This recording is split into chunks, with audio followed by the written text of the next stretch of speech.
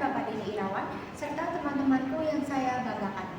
Perkenalkan, saya Dina Safitri dengan NIM C102302 dari program studi S1 Ilmu Keperawatan.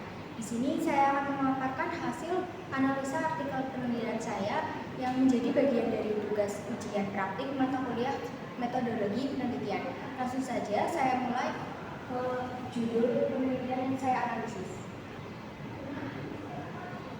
Untuk artikel yang saya analisis berjudul Hubungan tingkat pengetahuan dan peran orang tua terhadap kejadian sibling rivalry pada anak usia 1-5 tahun, yang ditulis oleh Daeng Ramadan Salim dan diterbitkan dalam jurnal Madani volume 1 nomor 7 tahun 2023. Gap dalam penelitian ini ditemukan pada halaman 388 paragraf terakhir yang menjelaskan hasil survei pendahuluan terhadap 10 orang tua di RW 20 Tabing. Sebanyak 7 mengalami sibling rivalry.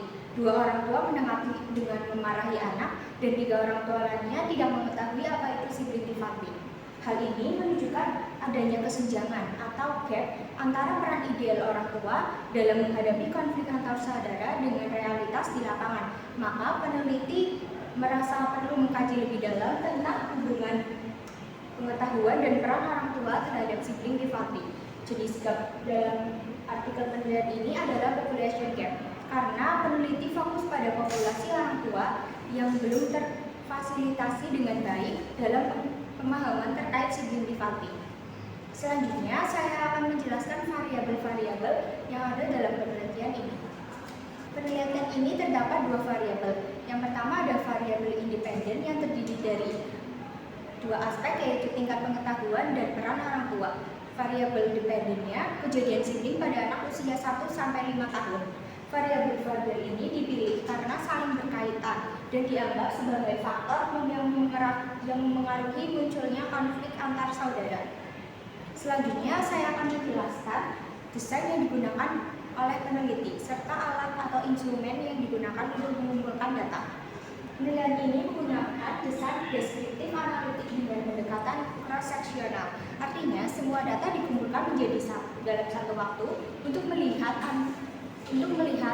hubungan antar variabel. Desain ini dipilih karena efisien, hemat waktu, dan sesuai untuk melihat hubungan tanpa intervensi. Alat penelitian yang digunakan adalah kuesioner tertutup yang mencakup pertanyaan tentang pengetahuan orang tua, peran orang tua, dan kejadian sibling rivalry. Berikutnya, saya akan membahas mengenai sampel yang digunakan dan bagaimana cara peneliti menentukan besar sampelnya. Sampel dalam penelitian ini berjumlah 70 orang dari anak usia 1-5 tahun yang tinggal di RW 20 Kelurahan Tabing. Pada populasi awal terdiri dari 233 anak usia prasekolah. Sampel diambil dengan teknik random sampling agar setiap orang tua memiliki peluang yang sama untuk terpilih. Kriteria inklusi adalah orang tua yang sehat dan memiliki anak usia 1-5 tahun. Setelah mengetahui sampelnya, kita akan masuk ke bagian skala ukur yang digunakan dalam penelitian ini. Penelitian ini menggunakan alat ukur nominal untuk semua variabelnya. Setiap variabel diklasifikasikan menjadi 2 kategori, yaitu tingkat pengetahuan tinggi atau rendah, peran orang tua baik atau kurang, sibling rivalry terjadi atau tidak terjadi. Skala nominal dipilih karena data bersifat kategorik dan dianalisis menggunakan uji square. Kemudian saya akan menjelaskan hasil analisis univariat, yaitu analisis terhadap masing-masing variabel secara terpisah. Analisis univariat menunjukkan bahwa 58,6% anak mengalami sibling rivalry dan 52,9% orang tua memiliki tingkat pengetahuan rendah dan 62,9% orang tua memiliki peran yang kurang baik. Dalam data ini menunjukkan bahwa mayoritas responden belum memiliki pengetahuan dan peran optimal dalam menghadapi konflik antar saudara. Setelah melihat hasil univariat, kita akan masuk ke hasil analisis bivariat, yaitu untuk melihat hubungan antar variabel.